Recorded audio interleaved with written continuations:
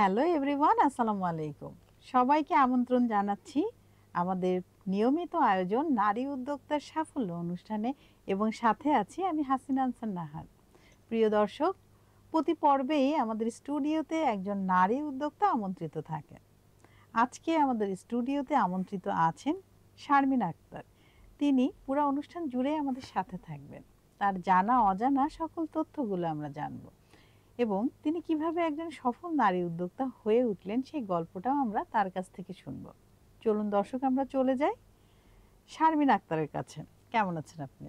আলহামদুলিল্লাহ ভালো আছি। আপনি কেমন আছেন? আমিও খুব ভালো আছি, মাশাআল্লাহ। আপনাকে অনেক প্রিটি লাগছে। আপনাকে আপু অনেক সুন্দর লাগছে। আপনি তো বেকিং, কুকিং সবকিছু নিয়ে কাজ করছেন, তো জি, আপনার উদ্যোগের নাম কি? আমার পেজের নাম হচ্ছে tasty spice and dessert. Tasty আর একটা স্পাইস আছে এন্ড। Tasty spice catering. ও, দুইটাই মানে হ্যাঁ, ক্যাটারিং সার্ভিসটাও আছে? জি। এটা কি ডেইলি নাকি? হ্যাঁ, ডেইলি বেসিসের উপরে আমরা রেখেছি আর কি। দুপুরের লাঞ্চটা আমরা মেইনলি মানে সার্ভ হুম করি। হুম হুম। দুপুরের আর লাঞ্চ আর হ্যাঁ, আর রাতের ডিনার না ডিনারটা স্ন্যাক্স মাঝে বিকেলে মাঝে। মাঝে মাঝে? কারণ আমাদের দুইটা ফুড স্টল আছে, হুম। ওইখানে আমাদের সময় দিতে হয়, তো সেই কারণে আমরা মানে দুপুরের লাঞ্চটাই প্রেফার করি বেশি। আচ্ছা, বেশি অর্ডারটা কিসের আসে, কোন মানে রেসিপির আমাদের আসে? ফাস্ট ফুড আইটেমটা বেশি চলে। হুম। আর সেগুলোর মধ্যে সবচেয়ে বেশি পিৎজা আইটেমটা পিৎজা সবার কাছে ভালো লাগে। অনেক পছন্দের। হুম, আপনার কোনটা পছন্দ? আমারও পিৎজাটাই ভালো লাগে। বাসার সবাই পিৎজাটাই লাইক হ্যাঁ, করে? আচ্ছা, আপনি যখন আহ, এগুলো শুরু করেছিলেন তখন কি এটাকে আসলে ব্যবসা হিসেবে ভেবেছিলেন নাকি শখ হিসেবে? না আমি যেহেতু রান্না করতে অনেক পছন্দ করি, সবাইকে খাওয়াতেও খুব পছন্দ করি, এখান থেকে আমার হুম একটা মানে শখ তৈরি হয়েছিল আমিও হুম একটা যদি কিছু করি। হুম এখন আস্তে আস্তে আমার হুম। বিজনেসের দিকে চলে যাচ্ছে। এটা আমার আচ্ছা, কাছে খুবই ভালো ভালো লাগছে। লাগতেছে। শুরুটা কিভাবে হয়েছিল? শুরুটা আমি আগে মানে হোম ডেলিভারি দিতাম। আগে আমার হুম। কোনো স্টলও ছিল না। বাসা আচ্ছা। থেকে আমি ফুড রেডি করে, ডেজার্ট আইটেম হুম আছে, হুম তারপর অনেক রকমের ফুড রেডি করে আমি মানে দোকানে দিতাম বা অনলাইনে সেল করতাম। হুম হুম সবচেয়ে হুম মানে মেইনলি হচ্ছে আমি অনলাইনে হুম সেল হুম করতাম হুম। হোমমেড খাবারগুলো পেজের মাধ্যমে। তো আচ্ছা। আস্তে আস্তে আমি স্টল দিলাম, এখান থেকে আবার ক্যাটারিংটা স্টার্ট করেছি। হুম হুম। তো এভাবেই যাচ্ছে আর কি। যাচ্ছে। তো আপনার অনুপ্রেরণা কে দিয়েছে, কে হেল্প করেছে বেশি? আমার অনুপ্রেরণা আমি ছিলাম।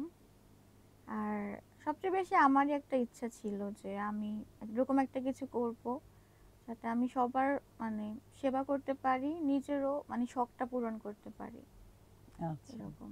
তো এটা নিয়ে তো অনেক কাজ করার ইচ্ছা আপনার। তো হ্যাঁ, আপনি কি অবশ্যই। পড়ালেখাগুলো করছেন এই রান্নার উপরে? জি, আমি ট্রেনিং করেছি কালিনারি আর্টসের উপর। এটার আচ্ছা। উপরে এখন আমি মানে আছি। আচ্ছা, আপনার কাছে কি বেশি গুরুত্বপূর্ণ, একটা নতুন রেসিপি বানানো নাকি গ্রাহকের সঙ্গে সম্পর্ক ভালো রাখা? মানে গ্রাহকের সাথে সম্পর্কটা সব ভালো রাখাটা এখন আমার মানে সবচেয়ে বেশি প্রাধান্য দিচ্ছি।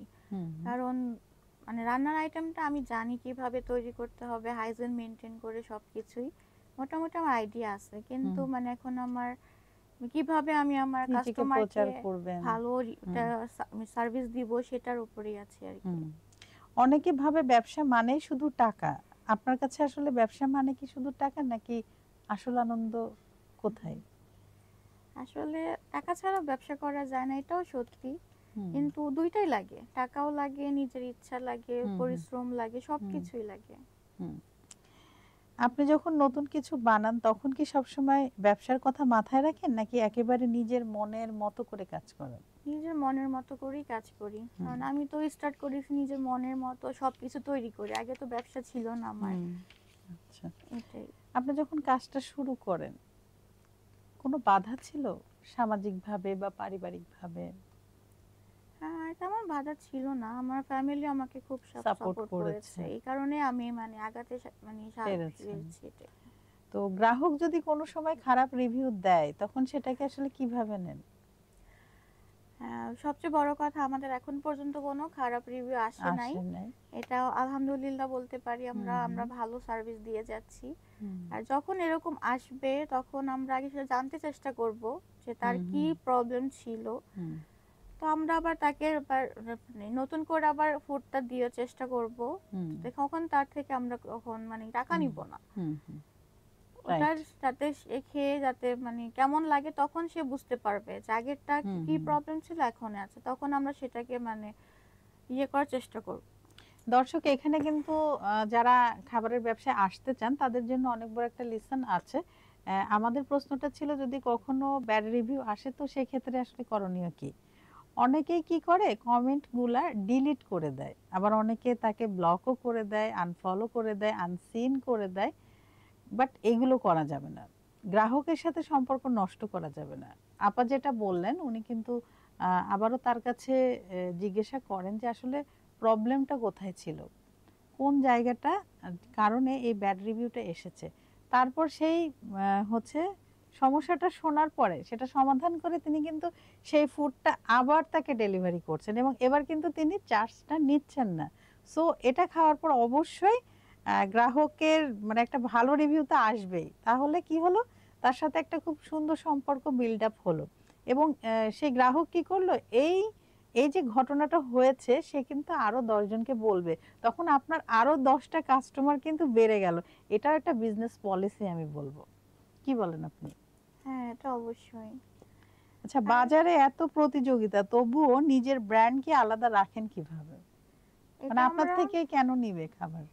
কারণ আমরা মানে ফুডটা খুব ভালোভাবে প্রিপেয়ার করি, হুম হাইজিন মেনটেন করি, হুম সবকিছু আমাদের ফুডের টেস্ট কোয়ালিটিটা ভালো, মানে সবকিছু আমরা ভালোভাবে মানে মেনটেন করে ফুডটা তৈরি করি। তো হুম কাস্টমার যে একবার আমাদের মানে আসে টেস্ট করে সে আমাদের রিপিট কাস্টমার হয়ে যায়। হয়ে যায়। সবচেয়ে ভালো এটাই আমাদের কাছে লাগে যে আমাদের মানে যে কাস্টমারই আসুক না কেন ইনশাল্লাহ মানে সে রিপিট আবার আসতেই হবে হুম। তাকে।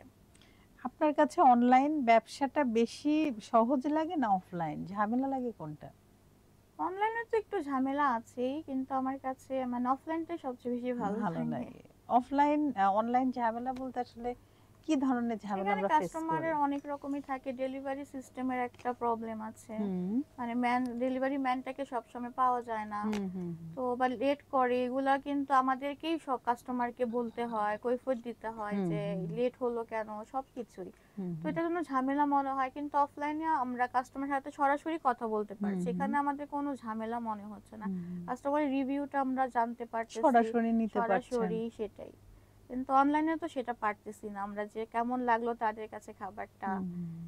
এই তাই আমার কাছে অফলাইনটাই ভালো লাগে। দর্শক আসলে অনলাইন অফলাইন বিষয়টা আছে অনেক সময়। এই যে আপা যেটা বললেন ডেলিভারি একটা প্রবলেম, ডেলিভারি ম্যানের, এটা কিন্তু অনেক বড় একটা প্রবলেম। অনেক উদ্যোক্তাদেরই দেখেছি, অনেক প্রতিষ্ঠানকে দেখেছি এই যে অনলাইনে যারা বিজনেস করে অনেক সময় ডেলিভারি ম্যানের কারণে কিন্তু বিজনেসটাই বন্ধ করে দিল। কারণ সে ওইভাবে লোক পাচ্ছে না, সময় মতো যাচ্ছে না, বা যে খাবারটা যে ফুডটা সে নিয়ে যাচ্ছে সে সেইভাবে প্রেজেন্ট করতে পারছে না। হ্যাঁ, রাস্তাতেই হয়তো মানে একদম ইয়ে, আবার ধরেন আপনি খাবারটা সকালে দিলেন, ডেলিভারি ম্যানটা হয়তো ৩ ঘন্টা পর সেটা নিয়ে গেল। মানে অনেক ঝামেলা। তো এইগুলোর জন্য আসলে আমাদের কি করণীয়? আমরা কি ডেলিভারি ম্যানের জন্য বিজনেসটা ছেড়ে দিব? বিষয়টা আসলে তা না। এটারও সমাধান আছে। আমাদের একজন ডেলিভারি ম্যানের উপর ভরসা না করে আমাদের কয়েকজন ডেলিভারি ম্যানের সাথে যুক্ত থাকা উচিত। বিশেষ করে আপনি যে মহল্লায় আছেন, যে জায়গায় আছেন, তার আশেপাশে কোনো যদি ডেলিভারি কোম্পানি অথবা ডেলিভারি ম্যান থাকে, আপনি সেটা সাজেস্ট করুন নিজের জন্য। এভাবে কিন্তু আমরা এই ডেলিভারি ম্যানের সমস্যাটা সমাধান করতে পারি। যখন কোনো বড় সিদ্ধান্ত নিতে হয় তখন কি অভিজ্ঞতার উপর ভরসা করেন নাকি নিজের অনুভূতির উপর? আমি এখানে আমার অভিজ্ঞতাকেই বেশি প্রেফার করি, কারণ এখান থেকেই আমি মানে অভিজ্ঞতা যত থাকবে সে কাজ করার আরো অনুপ্রেরণা পাবে, আমি পাবেন, এটা মানে বিশ্বাস করি। বিশ্বাস করেন। জি। কেউ যদি এই বিজনেসে আসতে চায় তাদের আসলে তাদের উদ্দেশ্যে কিছু বলুন। তারা কি করবে? কিভাবে আসবে? তাদের তাদের করণীয় কি? সবচেয়ে মানে প্রথমে রাখতে হবে ধৈর্য, রাখতে হবে, হুম, খুব পরিশ্রমী হতে হবে, হুম, আর নিজের চেষ্টা চালিয়ে যেতে হবে, মানে হার মানা যাবে না এখানে। যাবে না। এখানে সব সময় মানে পরিশ্রম ভাবে কাজ চালিয়ে যেতে হবে, চেষ্টা যত করবে তত সে সফল হতে পারবে। আসলে নিজের প্রতি আত্মবিশ্বাস, নিজের প্রতি ভালোবাসা থাকতে হবে, কাজের প্রতি ভালোবাসা, আর ওই যে বললেন ধৈর্য, হুম, আর নিজের কাজে সৎ থাকতে হবে। আর নিজের ইচ্ছা শক্তিটাই হচ্ছে বড়। আমি ২ পা এগিয়ে ৩ পা পিছিয়ে গেলাম, আমার লক্ষ্যটাই আমি স্থির করতে পারলাম না, এটা কিন্তু হবে না। আগে আপনাদের লক্ষ্যটা স্থির করতে হবে। তারপর আপনার যদি সবচেয়ে ভালো হয় কোনো প্রতিষ্ঠানে বা কোনো জায়গায় যদি আপনি ৬ থেকে ১ বছর একটা অভিজ্ঞতা নিয়ে আসেন, তারপর নিজের বিজনেসটা শুরু করেন, তাহলে কিন্তু আপনার যে গ্যাপগুলো থাকার কথা সেটা আর থাকবে না। এবং একজন ভালো পরামর্শক দরকার। কি বলেন? একজন ভালো হ্যাঁ, পরামর্শক অবশ্যই। অবশ্যই এটা তো দরকার। অবশ্যই সে লাগবে। হতে পারে আপনার বন্ধু অথবা আপনার ফ্যামিলির কেউ বা হ্যাঁ, আত্মীয়স্বজনও হতে পারে অথবা সমাজের বিশিষ্ট ব্যক্তিবর্গও হতে পারে। হ্যাঁ, যে হুম, কেউই হতে পারে। কিন্তু মানে মেইনলি এটা শুরু হয় ফ্যামিলি থেকেই। থেকে। যদি হাসব্যান্ডের সাপোর্ট পাওয়া হুম, যায় হুম, তাহলে কিন্তু এটা করতে সব মেয়েরাই মানে এগিয়ে যাওয়ার আরো অনুপ্রেরণা পাবে। হুম, হুম, আর আমিও আমার হাসব্যান্ড থেকে এটা সবচেয়ে বেশি মানে অনুপ্রেরণা হুম, পেয়েছি হুম, যে এরকম কিছু এগিয়ে যেতে হবে আমার হুম, ফিউচারে কিছু একটা করলে ভালো। সবকিছুই আমার হাসব্যান্ডের জন্যই। হুম, হুম। যাক, ভাইয়া যদি আমাদের এই অনুষ্ঠানটা দেখে থাকেন, আপু কিন্তু অনেক প্রশংসা করলেন ভাইয়ার। ভাইয়া পাশে ছিলেন বলে আজ আপু একজন সফল নারী উদ্যোক্তা হয়ে উঠেছেন। আসলে এভাবেই কিন্তু আমাদের যারা ফ্যামিলিতে আছেন, তারা যদি নারীদেরকে সাপোর্ট করেন, এভাবে এগিয়ে নিয়ে যায়, তাহলে নারী কিন্তু ঘরও যেমন সামলায়, বাইরেও সামলায়, মানে সবকিছুই কিন্তু সে সুন্দর মতো করতে পারে। আর একটা ব্যবসা করতে গেলে অবশ্যই তাকে মেন্টালিও স্বাবলম্বী হতে হবে। আমরা বলি না যে আমরা স্বাবলম্বী। স্বাবলম্বী বলতে কিন্তু শুধু আর্থিক স্বাবলম্বী না, তাকে শারীরিকভাবেও স্বাবলম্বী হতে হবে এবং মানসিকভাবেও। তো এই সাপোর্টটা মেন্টালি সাপোর্টটা যদি পরিবার থেকে পাওয়া যায়, এর থেকে বড় শক্তি আমার মনে হয় না আর কিছু আছে। এ বিষয়ে আপনি কিছু বলুন। হ্যাঁ, অবশ্যই। ফ্যামিলি সাপোর্টটাই তার একটা মেয়ের জন্য সবচেয়ে হুম, বড় একটা অবদান। কারণ ফ্যামিলি সাপোর্ট না থাকলে কোনো মেয়েই কিন্তু সমাজে এগিয়ে যেতে হুম, পারবে হুম, না। অনেক কথার সম্মুখীন হতে হবে, হুম, অনেক হুম, বিপদ বাধা সবকিছুই আসবে। হুম। আর যদি ফ্যামিলি সাপোর্ট থাকে তা কখন কোনো বাধাই তাকে আটকে রাখতে পারবে না। আর এই যে বিভিন্ন ধরনের মানুষ কিন্তু বিভিন্ন কথা বলে। যখন একজন নারী ঘর থেকে কিছু একটা করতে যায়, হুম। মানে এত সহজ না। হ্যাঁ, এটা তো উদ্যোক্তা মানেই তো অবশ্যই। চ্যালেঞ্জ। আর সেখানে যদি নারী শব্দটা যুক্ত হয়ে যায়, তখন তো হ্যাঁ, মহা চ্যালেঞ্জে অনেক, পরিণত হয়। অনেক। তা আসলে তখন করণীয় কি? আমরা কি কটু কথা শুনে পেছনে চলে যাব না, নাকি কখনোই কি না। করব? আমাদের কখনোই পেছানো উচিত না। মানে আমাদের উচিত আমাদের নিজের ইচ্ছা শক্তি সবকিছু মিলিয়ে আমাদের এগিয়ে যাওয়া উচিত। মানে কে কি বললো এটা শোনার আমাদের দরকার নেই। হুম, হুম, সেটাকে হুম। আমরা না শুনে আমাদের মতো করে আমরা এগিয়ে যাব। আমাদের যে কাজ আছে আমরা সেটা হ্যাঁ, করে সেটার যাব। উপরে আমরা ফোকাস রেখে আমরা এগিয়ে যাব। হুম। কে কি বললো না বললো এটা দেখার সময় নাই এখন সময় নেই আমাদের। কারণ, কারণ আমাদের অনেক কাজ। যারা সেটাই। কাজের মানুষ হয় তারা কিন্তু এগুলো দেখে না। সাউন্ড আসবেই। নেগেটিভ সাউন্ড বেশি আসবে, বাট সেটা নিয়ে পড়ে থাকলে হবে না। হ্যাঁ, সাউন্ড আসতেই পারে। আপনি তাকে বোঝাবেন। ১ম এ কথা দিয়েই বোঝাবেন, তারপরে কাজ দিয়ে বোঝাবেন। তারপরে যদি সে না বুঝে, তখন ভাববেন সে আসলে আর বুঝবেই না। মানে সে চায় না বুঝতে। সো তাকে লিভ করুন, আনফলো করুন, আনসিন করুন, যাই করুন, বাট তাকে ছেড়ে দিন। কারণ সবাই আপনার বন্ধু না, এটা মাথায় রাখতে হবে। পজিটিভ এনার্জি যারা আপনাকে দিবে আপনারা তাদের সাথে চলুন, নেগেটিভিটি হ্যাঁ, থেকে দূরেই থাকুন, তাহলে আপনি মানসিক শান্তি পাবেন। যার যেখানে মানসিক শান্তি, সেই জায়গাগুলো সেখানে আমাদেরকে রাখতে হবে। এবং সেটাই। আপনাকে যে বুঝছে, হ্যাঁ, এটা কিন্তু অনেক মেন্টালি একটা প্রেসার পড়ে যখন এরকম নেগেটিভ সবকিছু হয়। এবং আমরা হ্যাঁ, এটা আমরা তো বেশিরভাগ অবশ্যই। দেখেছি, আমরা যেখানেই কাজ করি না কেন, কাজের জায়গায় কিন্তু সবাই একরকম হয় না। হয় না। তো আপনি সেটা কিভাবে হ্যান্ডেল করেন যদি এরকম এখানে তো অনেক প্রতিদ্বন্দ্বিতা থাকে, অনেকে প্রতিযোগিতা, অনেক হ্যাঁ, অনেক চ্যালেঞ্জ? কিছুই হুম। থাকে। তো কিন্তু সেগুলো কিভাবে হ্যান্ডেল করবেন? সেগুলো আমার দেখার বিষয় না। আমি সেগুলাকে মানে কেয়ার করি না বলতে গেলে। হুম, আমি সেগুলাকে মানে না ইয়ে করে আমি সামনের দিকে এগিয়ে যাই। আমার হুম, নিজের হুম, সব কাজ দিয়ে, আমার ইচ্ছা শক্তি, মেধা হুম, হুম, সবকিছু দিয়ে আমি এগিয়ে যাওয়ার চেষ্টা করি। হুম, হুম, হুম, কে কি বললো এটা আমার হুম, বিষয় না। দেখার দেখার বিষয় না, বিষয় না। টাইমও নেই আমাদের, হ্যাঁ। এত সময় নেই। তো একজন নারী উদ্যোক্তা হিসেবে কাজ করতে গিয়ে সমাজ আপনাকে কেমন দেখছে বা দেখেছে, বা সহজ করেছে নাকি আরো কঠিন? সমাজের কাছে একটা নারীর এগিয়ে যাওয়া কখনোই কিন্তু ভালো চোখে সবাই দেখে না। হুম, হুম, এটা সব সময়। কিন্তু তারপরও আমাদের উচিত মানে তাদেরকে বোঝানো। যদি তারা না বুঝে তাহলে আমাদের কিছু করার নেই। আমরা আমাদের কাজ চালিয়ে যাব। হুম, এটাই। হুম, হুম। সেটাই। এবার চলে যায় আপনার ছেলেবেলায়। ছেলেবেলা বেড়ে ওঠা কোথায়? পড়ালেখা? আমার সবকিছুই ঢাকায়। আমরা ঢাকার লালবাগের স্থানীয়। তো এখানেই আমার সবকিছু। তো বেড়ে ওঠা, স্কুল, কলেজ সবকিছুই। ছেলেবেলার তো অনেক স্মৃতি আছে। তো আসলে আমাদের মানে সুন্দর সোনালী দিনগুলো কিন্তু ওইটাই ছিল হ্যাঁ, ছেলেবেলা। তো অবশ্যই। ছেলেবেলায় যখনই আমরা ফিরে যাই আমাদের মনে কিন্তু একটা অন্যরকম আনন্দ অনুভূতি হ্যাঁ, আবার দেখা যদি দেয়। যেতে পারতাম। আবার যদি ফিরে যেতে সেটাই। পারতাম সেই দিনগুলোতে, না ছিল কোনো পড়ালেখা, না চিন্তা, না হ্যাঁ, ভাবনা, এখন তো মানে অনেক একদম টেনশন। কোনো প্রতিযোগিতা, কোনো চ্যালেঞ্জ না। হ্যাঁ, তো এমন কোনো স্মৃতি আছে যেটা মনে পড়লে ভালো লাগে? মানে ছোটবেলায় আমরা মানে সব আমরা ছোট, ছোট মানে যখন হুম, ছিলাম হুম, আমার হুম। ভাই-বোনরা মিলে, বেশিরভাগ বোনরা মিলে এটা খেলা হতো। মানে ছোট, ছোট হাঁড়ি-পাতিল দিয়ে হুম, রান্না হুম, করা হুম। ওই হতো। যে তখনই এগুলো কিন্তু তখন থেকে কিন্তু রান্না রান্নার করার একটা একটা ব্যাপার ইচ্ছা চলে চলে আসতো। আসছে। হ্যাঁ। এটাই। আমরা যেটা করতাম, আমরা বান্ধবীরা আমরা কিন্তু ওই প্রতি মাসে একটা পিকনিক করতাম। হ্যাঁ, সেটা আমরাও এবং করতাম। ওই রান্নাটা আমরা সবাই মিলেই হ্যাঁ, করতাম। হ্যাঁ, একটা সেটা চাঁদা আমরাও আমরা করতাম। ধরতাম এবং তখন ওই যে ছিল না হচ্ছে ক্যামেরা, ওই যে ফিল্ম কেনা হ্যাঁ, লাগতো। হ্যাঁ, আমরা ওইখান থেকে যে চাঁদাটা উঠতো আমাদের, সেটা দিয়ে আমরা এই বাজার-টাজার করে রান্নার জন্য একটা অংশ রাখতাম। আর বাকিটা আমরা ওই ফিল্মে হ্যাঁ, সবার সেটা আমরাও এতগুলা করেছি। করে আবার ওয়াশ করা লাগতো হ্যাঁ, ছবি। ছবি ওয়াশ সেটার করে মজাই সবাই আলাদা নিতাম ছিল। ভাগ করে হ্যাঁ, হ্যাঁ, টাকা। ভাগ এটা করে বেশিরভাগ নিতাম। করা হতো আমার স্কুলে। যখন পিকনিক হতো হুম, বা হুম, মানে যেটা হতো সব ফ্রেন্ডরা মিলে, হুম, হুম, হুম, বান্ধবীরা মিলে আমরা এই কাজটা করতাম। হুম, হুম, সবাই টাকা উঠিয়ে মানে এরকম ফিল্ম কিনতাম, ছবি হুম, হুম, তুলতাম, হুম। সবাই ওয়াশ করতাম। এরকম মানে করেই নেওয়া অন্যরকম হতো। একটা দিন ছিল। সেটাই। এখন তো ছোটবেলা সেগুলো সবারই অনেক হ্যাঁ, আনন্দের ছিল। হ্যাঁ, অনেক আনন্দের প্রতিটা মানুষেরই। আর ছেলেবেলার স্মৃতি আসলে ভোলার না। ভোলা যায় না। কিন্তু আমার মনে হয় কি প্রতিটা বয়সেরই কিন্তু একটা সৌন্দর্য আছে। যেমন হ্যাঁ, ছেলেবেলার একটা সৌন্দর্য ছিল।